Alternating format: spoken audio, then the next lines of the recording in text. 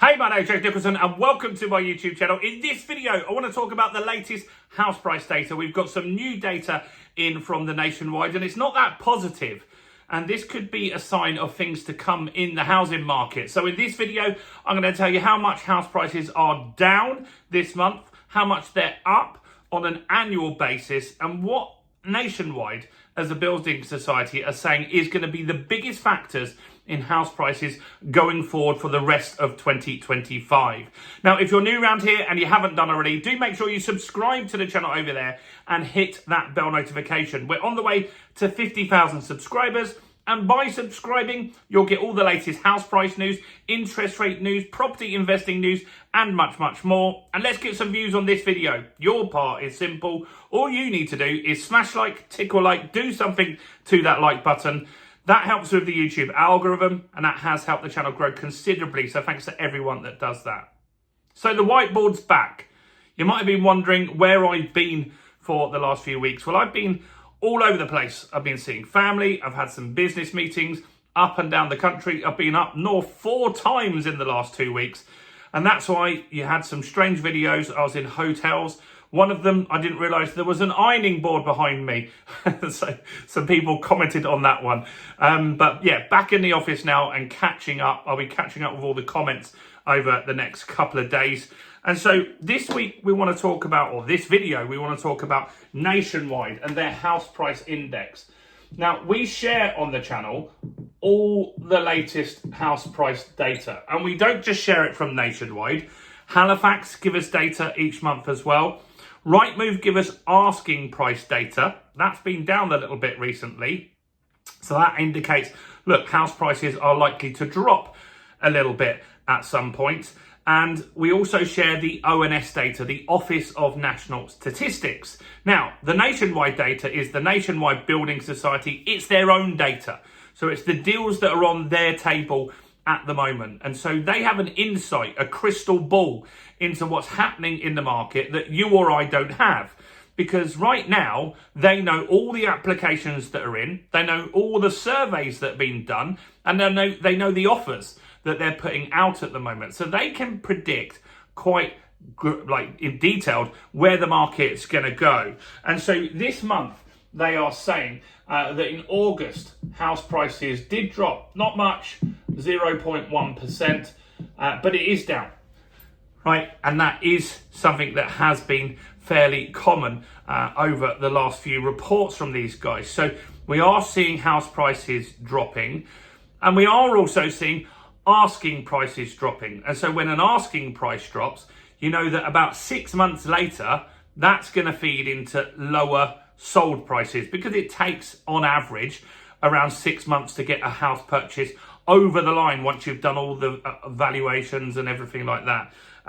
So what about on an annual basis? What's going on here? Well, this isn't looking so great either. This is in decline, and it's actually declining more than this.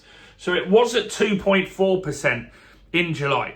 So in July, the average annual increase was 2.4%.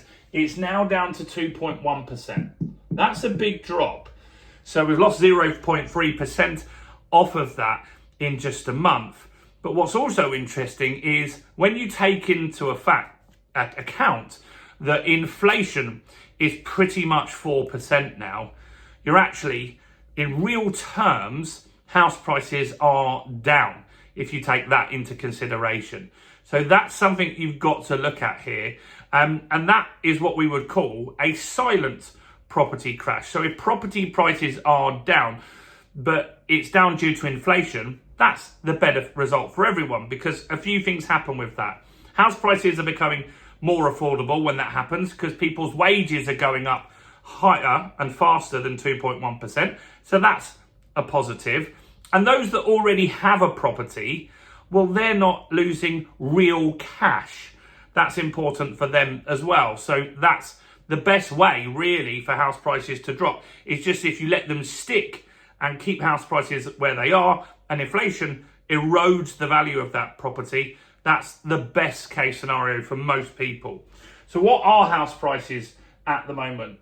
So the average house price now has dropped to 271,000 £279. Now that's down from 272,664. So that's your 0.1% there. So not a massive discount, but it is a discount. And if you're buying, you could easily get more than 0.1% off. There's nobody that wouldn't give you that kind of discount off a property. In fact, I'd be offering 5 to 10% below what the listing price is at the moment, because there are some people that will take that need that fast sale or want that fast sale. So they gave some data in this as well about take home pay. So take home pay of first time buyers, for years and years and years, it was 30% of their take home pay went towards their mortgage payments. 30%. Now, where it sits is at 35%. So that's a little bit on the pricey side. And so it doesn't have much movement up from there. You can't expect people to be paying 50% of their take-home pay to buy a house. They're just not going to do it. They're just going to wait for prices to drop in that scenario. So Nationwide even are saying here that we could get back to that 30% by this time next year. And there's two things that they feel need to happen. First is wage growth. So wages going up and house prices not really moving will change that. Right, that's one thing that they see happening. And we are seeing that with wages. They are fairly high. Now, a lot of those are government jobs that bring up that average, but those people buy houses as well, don't forget. So wage growth is something that they want to focus on. And the other thing is rate cuts. So as rates are cut, then affordability is going to definitely improve. Now, rate cuts, it's really volatile in the mortgage market at the moment. So the Bank of England cut rates, didn't they? But since then, there's only two real lenders that dropped their mortgage rate. That was Barclays and HSBC. Whereas a lot of other lenders actually increased their mortgage rate, which isn't particularly good for people looking to get mortgages. And that's going to slow the market down. So what is likely to happen with interest rates? Well, inflation is going up, but there's a lot of crazy stuff going on in America that could impact our interest rates. I think I'll make a more detailed video on this. But right now, Donald Trump is desperate to get rid of the head of the Federal Reserve. Now, that's not an easy thing. He's trying to say that he's overspent on the refurbishment of the Federal Reserve office, and that gives him the ability to fire him for cause. He tried that. That didn't really figure out that well. Now Donald Trump's going after one of the members of the Federal Reserve Board, saying that they committed mortgage fraud. Now that's going through court. A lot of people think that's unlikely to happen. He's pushing the lady to retire or quit. And if that happens, then Donald Trump will have 4 people out of 7 that are his people in the Federal Reserve. Now that could bring rates down quite quickly. Now there's another part of this, whereas there's 7 people that vote on the Federal Reserve, but then they also bring in regional Federal Reserves in America. Now, all 12 of the regional heads are up for re-election in February of next year. They're all up for re-election in February next year. And who votes them in? Well, the 7 members over here of the Federal Reserve. So if Donald Trump gets a 4-3 advantage over here, he could then be selecting the other 12 that get used in rotation in the Federal Reserve.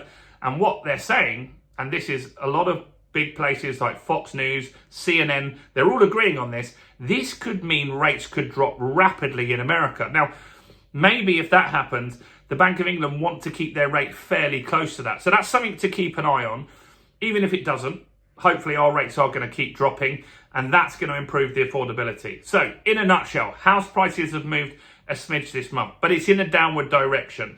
Asking prices are dropping. That's likely to see some more downward momentum in the market. So we'll see where we end up at the end of this year. Currently, we're still positive 2.1%. Where do you think we're going to get by the end of the year? And before you go, do make sure, I need to get a new copy of this because it's got smudged.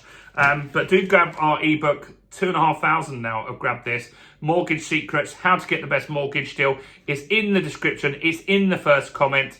Do check out all the other content as well on the channel, including this video right here.